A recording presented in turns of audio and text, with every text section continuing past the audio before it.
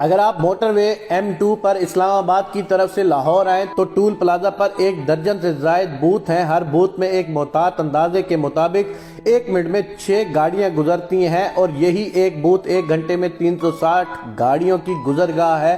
اسی طرح 12 عدد بوتھ سے 4320 گاڑیاں 1 گھنٹے میں گزرتی ہیں اور 24 گھنٹوں میں تقریباً 1,03,680 گاڑیاں گزرتی ہیں۔ اسلام آباد سے لاہور تک ایک کار کا ٹیکس 1000 روپیہ ہے اور اس طرح بڑی گاڑیوں کا 4-5 ہزار تک یہ ٹیکس چلا جاتا ہے۔ ہم اگر ایوریج ایک گاڑی کا ٹیکس صرف 1000 روپے بھی لگائیں تو اس حساب سے 24 گھنٹوں کے اندر یہ پلازا کم از کم 10.5 کروڑ روپے جنریٹ کرتا ہے۔ اس طرح ملک بھر کے موٹر ویز اور ہائی ویز پر ان ٹول پلازوں کی تعداد گن لیں اور پھر ان کو کروڑوں سے ضرب دیں تو صرف ٹول ٹیکس کی مد میں روزانہ کے حساب سے اربوں روپے حکومت کے خزانے میں جمع ہو رہے ہیں۔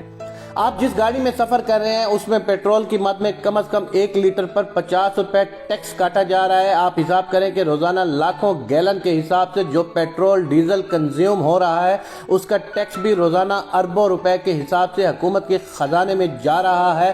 آپ جس گاڑی میں سفر کر رہے ہیں اس کو جب خریدا جاتا ہے تو جتنی گاڑی کی قیمت ہوتی ہے اتنا ہی اس پر سیل ٹیکس اور کسٹم ڈیوٹی بھرنی پڑتی ہے۔ آپ جس گاڑی کو اپنے پاس رکھتے ہیں اس کی سالانہ ایکسائز ڈیوٹی بھی اربوں روپے میں جمع ہوتی ہے۔ آپ کے بجلی کا بل اگر 10,000 روپے ہے تو اصل بجلی کی قیمت 3,000 نکال کر بقایا 7,000 روپے ٹیکس ہے جو ماہانہ ہر کنزیومر سے کاٹا جاتا ہے اور اربوں کے حساب سے حکومت کے خزانے میں جمع ہوتا ہے۔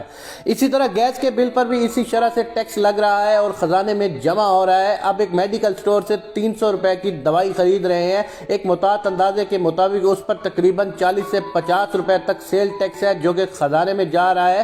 آپ ہوٹل میں کھانا کھا رہے ہیں اور آپ کا 5,000 بل آ گیا تو اس پر تقریباً 500 کے قریب آپ سے ٹیکس کاٹا جائے گا۔ آپ اپنے مکان کا نقشہ پاس کروا رہے ہیں اور آپ کسی بھی ڈیولپمنٹ ادارے کے دفتر میں جائیں تو لوگوں کی قطاریں لگی ہوئی ہوں گی جن سے 40 سے 50,000 روپے فی نقشہ فیس جمع کی جائے گی، یہ بھی خزانے میں جمع ہوتا ہے۔ آپ جس گھر میں رہ رہے ہیں اس گھر کا سالانہ ٹیکس آپ نے خزانے میں الگ سے جمع کروانا ہوگا۔ آپ گھر کے لیے خوراک مواد یا گروسری کی خریداری کر رہے ہیں اس پر بھی آپ نے ٹیکس دینا ہوگا۔ آپ پڑھ رہے ہیں اور اپنے لیے کتابیں اور پینسلیں اور اسٹیشنری خرید رہے ہیں اس پر بھی آپ ٹیکس دے رہے ہیں۔ آپ کسی سیاحتی ٹور پر جا رہے ہیں تو کئی جگہوں پر ناکے لگے ہوتے ہیں اور TMA کے نام پر آپ سے ٹیکس لیا جاتا ہے۔ آپ بینک میں اپنے پیسے جمع کرواتے ہیں یا نکلواتے ہیں اس پر بھی آپ نے ٹیکس دینا ہوگا اور آپ جتنی مرتبہ بھی ایک ہی رقم نکالتے اور جمع کرتے رہیں گے اس پر ٹیکس دیتے رہیں گے۔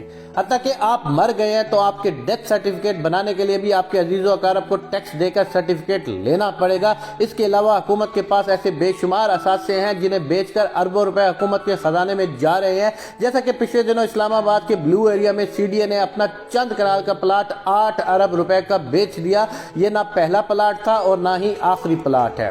میں نہیں سمجھتا کہ میرے پاس اگر چند مرلے کا کمرشل پلاٹ ہوتا ہے تو اس ایک پلاٹ سے میری زندگی شاندار گزرتی ہے، بلکہ میرے آنے والی نسل بھی اس سے بھرپور استفادہ کرتی ہے۔ میرے پاس اگر چھوٹا سا کارخانہ ہو تو ہماری اگلی نسلیں اس سے فائدہ اٹھاتی ہیں۔ ایک ٹرانسپورٹر کے پاس ایک آدھ بس یا ٹرک ہوتا ہے تو اس کی پوری فیملی کی کفالت اس سے ہوتی ہے، مگر سوال یہ ہے کہ جس ملک میں اربوں خربوں کے ٹیکس روزانہ کی بنیاد پر اکٹھے ہو رہے ہیں وہ کیوں مفلوق الحال ہے اور دنیا کے سامنے ہاتھ پھیلا رہا ہے؟ اب تو حکمرانوں سے حساب کرنا ہوگا اور ہر شہری نے اٹھنا ہوگا۔ سیاسی جماعتیں بے شک کچھ بھی نہ کریں مگر ہم نے اس ملک کو بچانا ہے اور اپنے ملک کے لیے ہم نے ہی سوچنا ہے۔